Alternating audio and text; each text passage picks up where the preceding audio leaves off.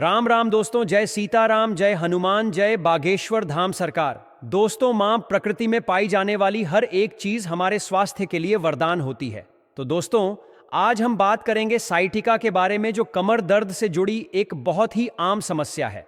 इसमें दर्द आपकी कमर के निचले हिस्से से शुरू होता है और फिर दाएं पैर या बाएं पैर की तरफ नीचे जा सकता है। कभी कभी दोस्तों, यह दर्द इतना तेज होता है कि व्यक्ति का चलना फिरना या बैठना या उठना भी बहुत मुश्किल हो जाता है। लेकिन दोस्तों, आपको चिंता करने की कोई जरूरत नहीं है, क्योंकि आज हम आपको कुछ बहुत ही प्रभावी और प्राकृतिक उपायों के बारे में बताएंगे जो इस परेशानी को कम करने में आपकी सहायता कर सकते हैं। हम कुछ ऐसे सुपर फूड्स और आयुर्वेदिक जड़ी बूटियों के बारे में विस्तार से जानेंगे जो इस दर्द से राहत देने में मदद कर सकते हैं। इसके अलावा हम आपको कुछ आसान घरेलू नुस्खे और सरल टिप्स भी बताएंगे जिनका पालन करके साइटिका के दर्द को काफी हद तक कम किया जा सकता है। तो दोस्तों, बिना किसी देरी के इस जानकारी पूर्ण चर्चा को शुरू करते हैं और इस समस्या को विस्तार से समझते हैं। सबसे पहले यह जानना जरूरी है कि आखिर साइटिका होता क्या है और यह समस्या क्यों उत्पन्न होती है। दोस्तों, साइटिका एक ऐसी समस्या है जो हमारी नसों से जुड़ी होती है। यह साइट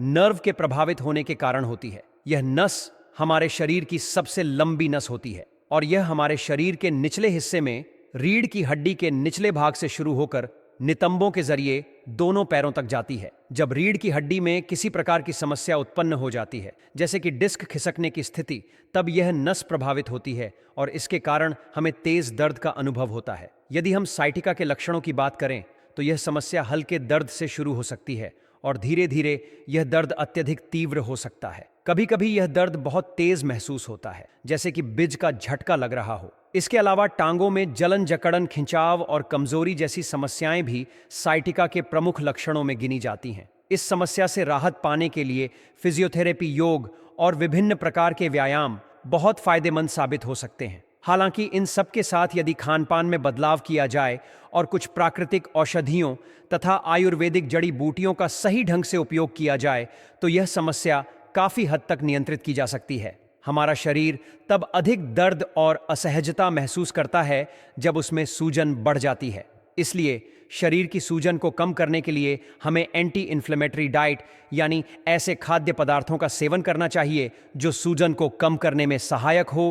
कुछ ऐसे सुपरफूड्स और आयुर्वेदिक जड़ी बूटियां हैं जो साइटिका के दर्द को कम करने और नसों को आराम देने में मदद कर सकती हैं। सबसे पहले हम हल्दी यानी टर्मरिक की बात करें।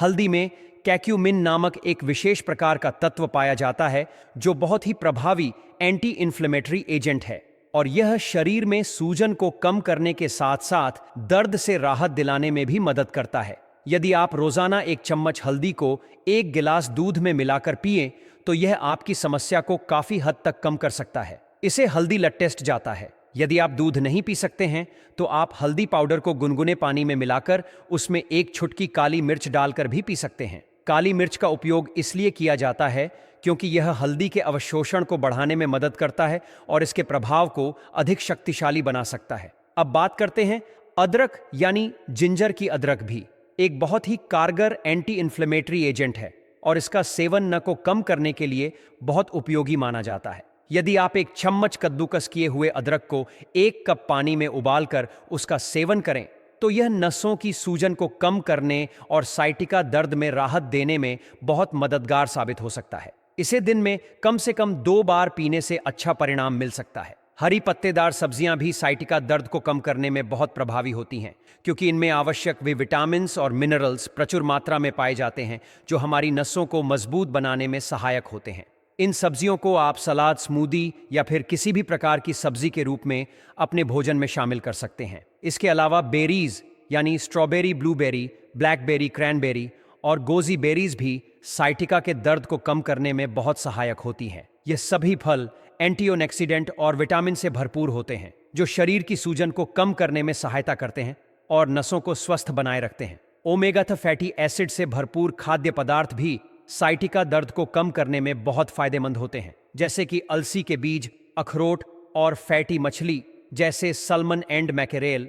यह न केवल सूजन को कम करने में मदद करते हैं बल्कि पूरे शरीर के लिए भी लाभकारी होते हैं। यदि आप शाकाहारी हैं तो आप अलसी के बीज और अखरोट को अपने आहार में शामिल कर सकते हैं। अब हम कुछ आसान घरेलू उपायों के बारे में जानते हैं जो इस दर्द को स्वाभाविक रूप से कम करने में आपकी सहायता कर सकते हैं। पहला उपाय है हॉट और कोल्ड पैक, यानी गर्म और ठंडी सिकाई। यह जानना जरूरी है कि कब ठंडी सिकाई करनी चाहिए और कब गर्म। यदि आपकी सूजन प्रारंभिक अवस्था में है तो ठंडी सिकाई अधिक फायदेमंद होती है, और यदि सूजन कम हो गई है और मांसपेशियों में अकड़न हो रही है तो गर्म सिकाई करनी चाहिए। आमतौर पर पहले 2 से 3 दिनों तक ठंडी सिकाई करना उचित होता है, और फिर जब दर्द में कुछ कमी आ जाए तो गर्म सिकाई की जा सकती है। ध्यान रहे कि कभी भी सीधे त्वचा पर गर्म या ठंडा पैक ना लगाएं, बल्कि इसे किसी मुलायम कपड़े या तौलिए में लपेटकर ही इस्तेमाल करें।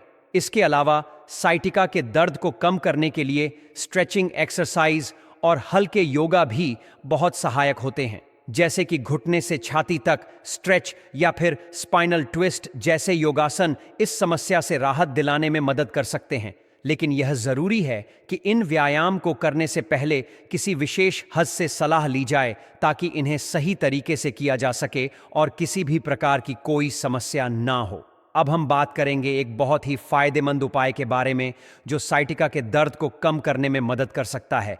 यह उपाय है एप्सम सॉल्ट बाथ, जिसे हम सेंधा नमक से सिकाई भी कह सकते हैं। दोस्तों, यहां बात का मतलब नहाने से नहीं है, बल्कि इसका अर्थ है गर्म पानी में उचित मात्रा में सेंधा नमक डालकर उसमें 15 से 20 मिनट तक आराम से बैठना।